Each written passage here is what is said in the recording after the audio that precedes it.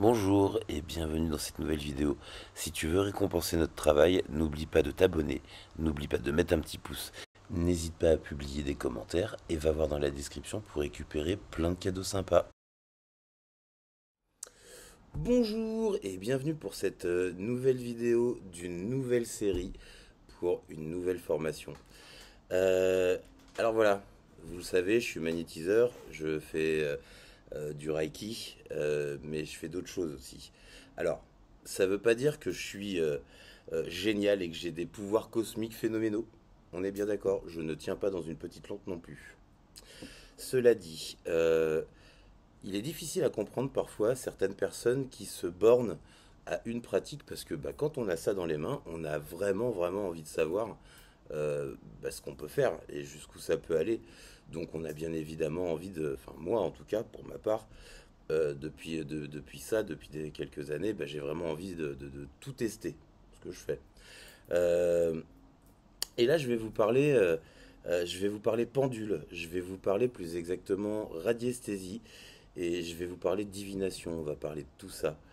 Je vais vous présenter quelques objets que j'utilise au quotidien dans ma pratique, au quotidien ou en tout cas très souvent. Je vais vous accompagner, disons, vous accompagner dans votre pratique du pendule de débutant jusqu'à vraiment confirmer après un vrai entraînement quotidien.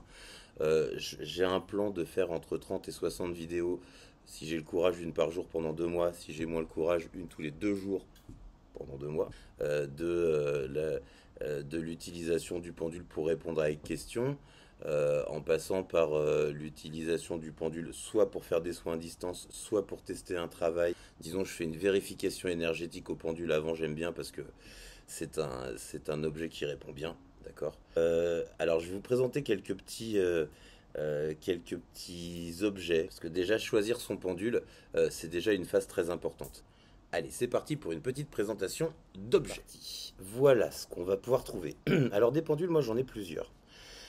J'en ai de plusieurs formes, de plusieurs poids, de plusieurs matières. D'accord, bon là j'en ai plein. Je vous en ai juste, j'en prends juste ici quelques-uns, disons de différentes formes et de différentes matières. On va parler aussi des chaînes. Bien évidemment, parce que alors il y a deux tactiques, hein. Soit vous avez un pendule, une chaîne, soit comme moi. Moi, en fait, ce que je fais, c'est que je prends une chaîne très importante pour moi, qui est en fait la chaîne de baptême de ma grand-mère. Alors, ça a une valeur extrêmement sentimentale, et en plus de tout, ma mamie, elle m'a en partie élevé. Elle est partie très vite, sans qu'on puisse lui dire au revoir. Elle est venue me voir le jour de sa mort pour me consoler. Bref, c'est une personne extrêmement importante dans ma vie. Et du coup, je me suis dit que sa chaîne, un jour, elle a cassé autour de mon cou. Et, euh, et juste à ce moment-là, j'ai mis ma main dans ma poche et j'ai touché mon pendule. Et je me suis dit qu'il y avait peut-être un lien. Le voilà, d'accord. Donc voilà, j'ai pris tout simplement mon pendule préféré, qui est un pendule de Tot, d'accord, qui est en métal. Celui-là, il est assez lourd, il doit faire 23 grammes, je crois. Voilà, alors moi j'aime bien des pendules qui ont du poids, d'accord. Peut-être un petit peu comme moi aussi, hein, disons. Mais en tout cas, j'aime bien, voilà, j'aime bien que ça soit sensible, mais voilà, pas trop, pour que j'ai des vraies réponses, oui, en tout cas des réponses claires, hein, plutôt que des pendules assez légers ou qui s'envolent d'un souffle. Donc voilà, ça c'est le pendule que j'utilise le plus. Alors je vous le montre de plus près. Hop, c'est un pendule de Tot. D'accord. On l'appelle pendule de Tot parce que c'est un pendule qui est dit égyptien. Les pendules égyptiens étaient plutôt comme ça. On en trouve beaucoup en bois. J'en ai deux, trois en bois aussi que j'adore. Mais là, je suis en voyage depuis quelques années, donc disons ils sont pas ici. Voilà pour ce petit pendule. Alors après, on a d'autres formes. Alors pourquoi j'en ai plusieurs? C'est parce que je faisais avant le Covid, malheureusement, je faisais des workshops sur la radiesthésie, et du coup j'avais acheté tout un tas de petits pendules. Voilà, et donc il y a plusieurs formes. C'est pas des pendules d'une qualité d'enfer, mais en même temps, c'est pas bien grave, hein. Un pendule, ça peut être un peu n'importe quoi qui pend. Donc celui-là, bon, il vaut ce qu'il vaut. C'est un peu de la merdouille, mais j'avais trouvé la forme sympa en photo. Voilà, bon, cela dit, si on veut faire des recherches, si on veut faire des exercices au pendule, hein, ça c'est très suffisant. Alors celui-là, je l'aime bien. Un pendule tout simple en cône avec un petit peu strié. Je sais pas si vous voyez, oui, vous voyez bien comme ça. Celui-là, je l'aime bien. Il est assez léger et en fait, il est très précis parce qu'il est pointu et il réagit bien. C'est un pendule que j'aime bien. On a fait du travail sympa ensemble. Donc je l'utilise assez souvent. Celui-là, je vais plutôt l'utiliser pour faire des exercices. Celui-là, je vais plutôt l'utiliser pour faire, alors plutôt disons, plutôt des recherches ou voilà, quand je perds un objet chez moi ou quand je perds un objet euh, dans les environs, j'utilise plutôt ça. Je vous montrerai comment on fait. Celui-là, celui-là, c'est plutôt mon pendule du quotidien, hein, avec la chaîne, parce que bon, je l'enlève pas tout le temps non plus. Mais c'est plutôt mon pendule du quotidien. Je vais m'en servir pour lui poser des questions. Je vais m'en servir pour soigner. C'est mon pendule de soin aussi, mon pendule de tot. C'est-à-dire que quand je vais faire des soins à distance, je vais utiliser ce pendule-là. Voilà, donc ça c'est.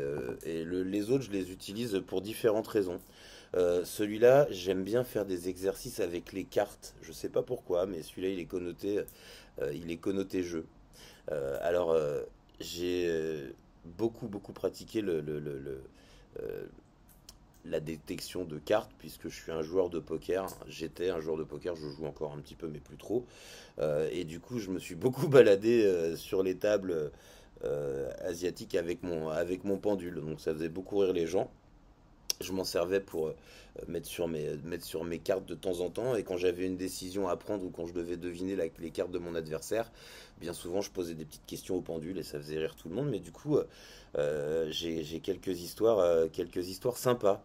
Allez, je me lance. Par exemple, j'étais au casino de Phnom Penh. J'étais dans une partie avec des Chinois, donc en général c'est une partie assez importante.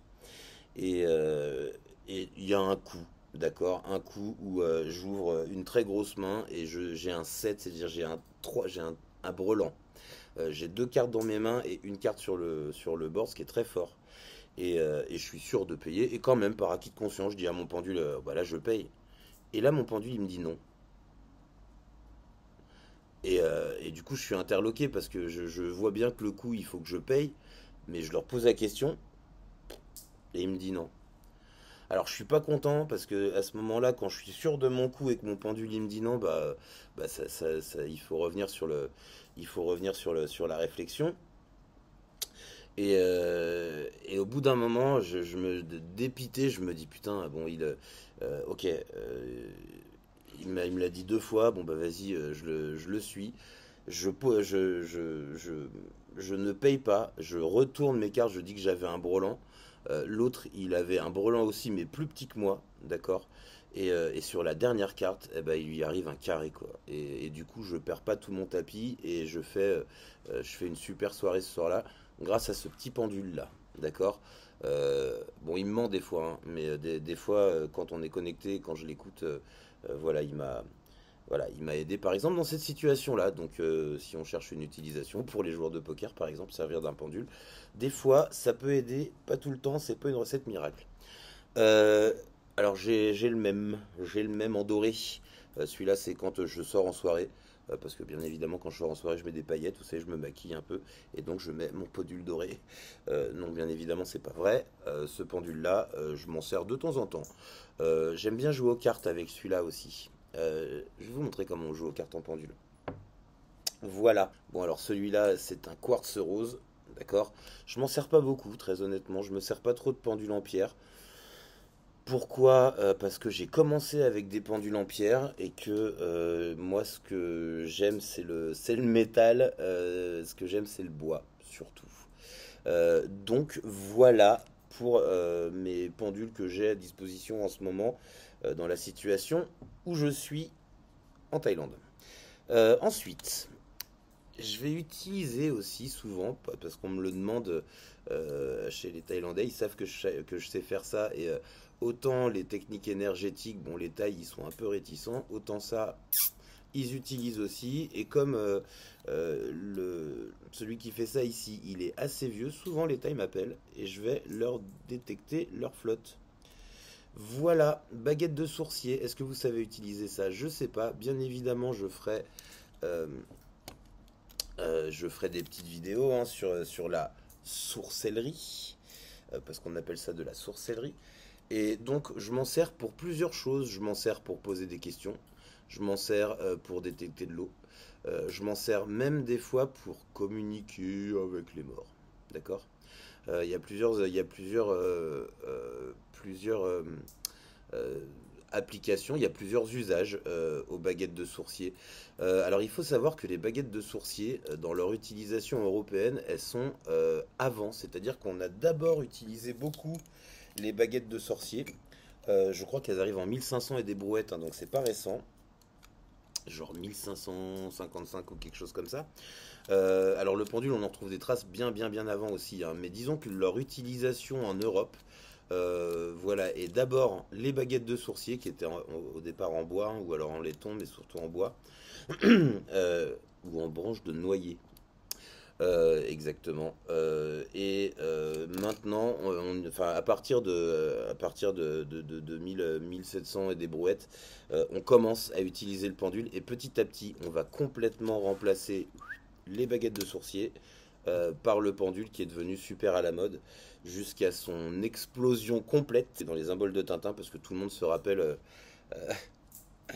de Trifon, petit hommage, de Trifon Tournesol, qui était toujours avec son pendule, qui voulait toujours l'emmener plus à l'ouest. D'accord.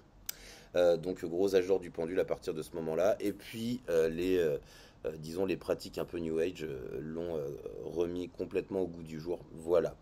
Donc voilà, ça c'est ce que j'utilise en outil radiesthésique. Ensuite, il y a deux, trois petites choses que j'aime utiliser quand je fais de la divination. Parce que figurez-vous que je m'en sers aussi pour des communications avec l'au-delà. Euh, bon, alors je me sers de ça. Je me sers de ça, que j'adore.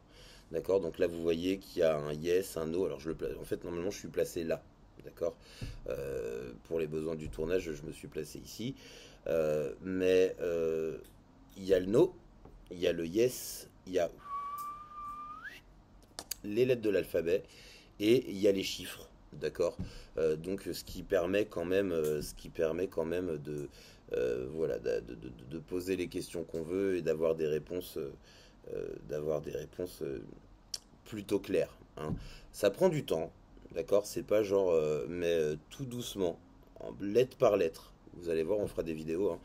Lettre par lettre, on peut poser des questions à nos défunts et ils viendront nous répondre. Les planches de pendule comme ça, alors les planches en bois, moi j'adore. Déjà parce que je vous l'ai dit, j'aime beaucoup le bois. Alors je vous le montre, hein, c'est joli en fait, hein. Euh, Hop, donc vous voyez, on va voir ici les mois de l'année. Je vous le montre plus près. Ok, les mois de l'année. On a aussi un système d'alphabet. Ok, on les voit, ils sont tous là, A, B, C, D. On a bien évidemment les chiffres. 1, 2, 3, 4, 5, 6. C'est pratique, ça et ça, plus quelques petits artefacts que j'ai fait moi-même. C'est pratique pour chercher les numéros du loto. On fera ça aussi ensemble. Ensuite, si vous voulez savoir, disons par exemple, j'interroge ça souvent pour les naissances, quel signe par exemple sera l'enfant de tel pote ou de quel membre de ma famille. Voilà, et puis il y a toujours cette petite ici très importante, le yes, no, possible. Alors, c'est de l'anglais, d'accord. Alors, moi j'habite en Thaïlande, donc je pratique l'anglais très aisément. Mais du coup aussi tout est en anglais quand on achète des choses à l'international. Voilà, donc c'est en anglais, mais ça marche quand même, hein, sachant que même si tu parles en français, tu peux avoir tes réponses en anglais. Et si des fois tu t'en procures un et c'est écrit en anglais, eh ben, tu vas sur Google Traduction et puis t'écris en dessous, par exemple, possibly, possibly, possibly, bah, c'est possible, d'accord? Par exemple, hein. Si tu vois yes, bah, par exemple, tu peux écrire oui en dessous. D'accord. Puis du coup, tu as la traduction. Tu as ton cadran, mais traduit. Sinon, il en existe des français. Je vous mets des directions là dans la description. Vous verrez, vous pouvez trouver ça sur Amazon. très facilement. Allez voir, je vous ai mis directement des liens. C'est un super objet ça, j'en balade que quelques-uns. Alors je balade essentiellement celui-là et l'autre il est perdu pour la nation. Et j'utilise aussi celui-là, alors je l'aime bien. Alors il est un peu plus petit celui-là, il faut se rapprocher plus près. Même principe, hein, les nombres, le yes, no, possible, les lettres, voilà. Et il est extrêmement bien pour la divination et puis la communication de l'au-delà. Il est bien aussi, je sais pas si vous voyez, mais là il y a des petits angles, donc tu peux poser des questions aussi sur, des questions plutôt techniques. Des fois je pose des questions techniques aussi. Donc voilà mes petits objets, je dirais de radiesthésie. Alors je vais quand même vous montrer ça. Je travaille aussi beaucoup, pas beaucoup, un peu, de temps en temps, avec des cadrans. Ça c'est des cadrans, je les ai photocopiés, d'accord, je les ai en format papier. Alors oui, si les feuilles volent, c'est parce que j'ai mon ventilateur qui me souffle dessus, autrement je fonds, hein, tout simplement. Donc voilà, donc on va revenir sur ces cadrans. Si vous allez dans la description, vous trouverez, je vous partage le e-book où vous trouverez, je crois qu'il y a 52 cadrans qui sont super, hein, franchement il y en a plein. Voilà, vous pouvez aussi aller voir le magasin Vibratis. Alors c'est une concurrente, hein, elle fait des formations en pendule et en radiesthésie comme moi. Mais moi je m'en fous, j'aime pas trop la concurrence, je préfère l'entraide. Donc voilà, elle m'a filé des super cadrans, je vais m'en servir pour mes vidéos. Donc je vais vous mettre son lien dans la description. Voilà, en même temps vous pourrez aller voir si vous voulez, il y a des objets super, elle fait des objets super Vibratis. Voilà ce que je pouvais vous dire. Ah oui, l'élément indispensable du joueur de poker. Non. De l'apprenti radiesthésiste. Des cartes à jouer pour des exercices au quotidien. Et oui, le pendule, ça demande du travail, d'accord? C'est pas je prends un pendule, j'en ai plein les mains, je suis un super magnétiseur et je suis super bon au pendule. Ça marche pas comme ça. Le pendule, c'est du travail, c'est des heures, c'est de la passion aussi, je pense, parce que c'est un... Alors, est-ce que c'est un art divinatoire? Moi, je suis tenté de dire oui, puisque je fais de la divination avec. Mais c'est un art divinatoire passionnant, et avec des jeux qui sont passionnants. Un jeu simple, hein, un jeu que je fais souvent. Allez, je vous le donne, on fera une vidéo spéciale pour ça. Vous prenez deux cartes de la même couleur, disons un 4 rouge et un 4 noir, que vous allez mettre comme ça, d'accord? Vous mélangez le paquet, d'accord? Vous mettez votre paquet ici, vous faites ça, boum, et vous prenez un de vos pendules et vous demandez à les pendules comment on va faire pour retrouver cette carte, si elle est noire ou si elle est rouge, d'accord?